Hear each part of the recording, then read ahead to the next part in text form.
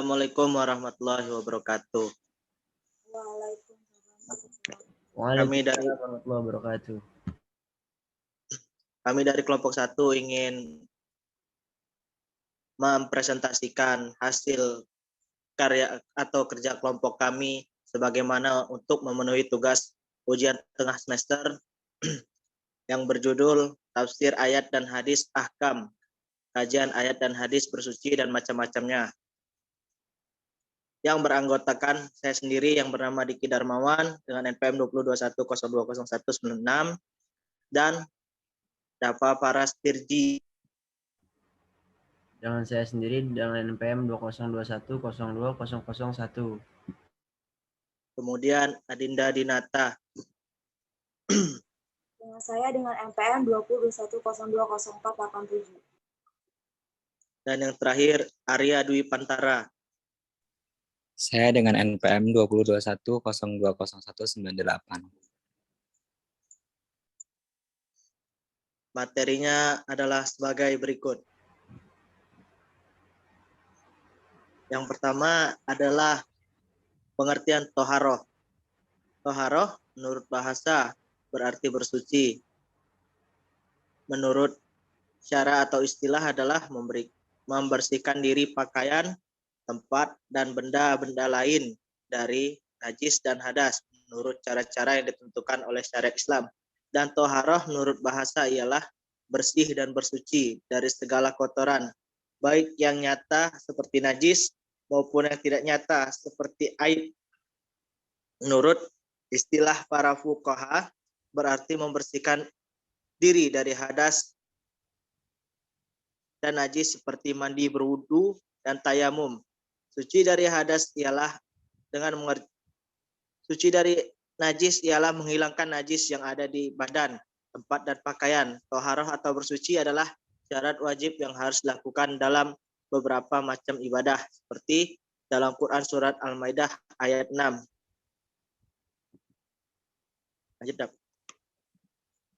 Toharoh yang selanjutnya ada toharoh atau bersuci menurut pembagiannya dapat dibedakan menjadi 2 bagian, yaitu bersuci lahiriah.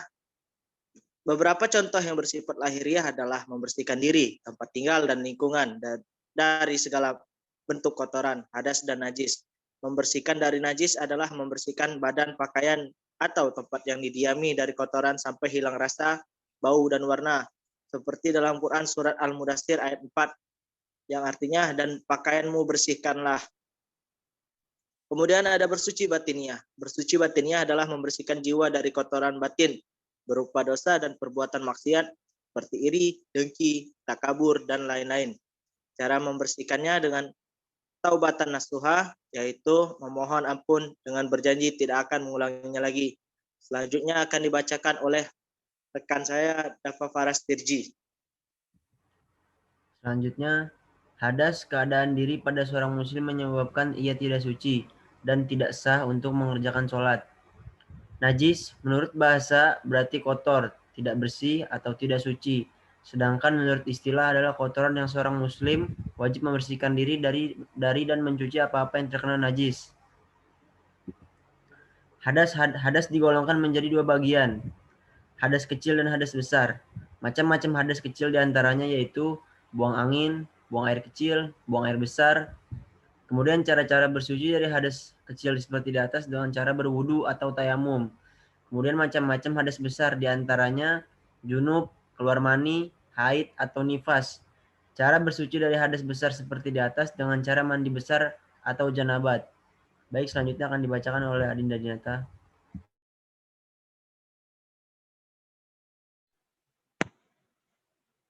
Benda-benda yang termasuk najis dan cara mensucikannya. Yang pertama, bangkai, kecuali bangkai ikan dan belalang.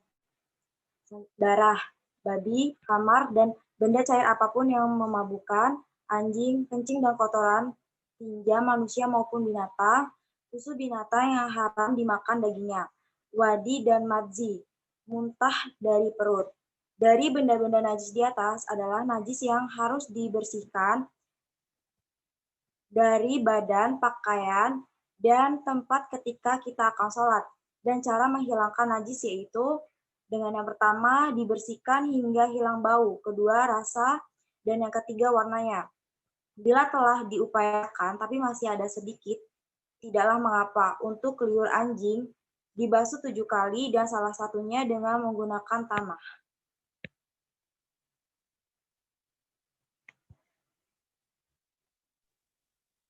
Materi selanjutnya akan dibacakan oleh rekan saya yang terakhir yang bernama Arya Dwi Pantara. Dipersilahkan. Baik, selanjutnya yaitu bersuci dari hadas. Hadas menurut makna bahasa yaitu peristiwa, sedangkan menurut syara' adalah perkara yang dianggap mempengaruhi anggota-anggota tubuh sehingga menjadikan sholat dan pekerjaan-pekerjaan lain yang sehukum dengannya tidak sah karenanya, karena tidak ada sesuatu yang meringankan. Sekian dari presentasi kelompok kami. Apabila ada kesalahan, kami mohon maaf. Pada Allah kami mohon ampun. Wabillahi taufiq wal hidayah. Wassalamualaikum warahmatullahi wabarakatuh.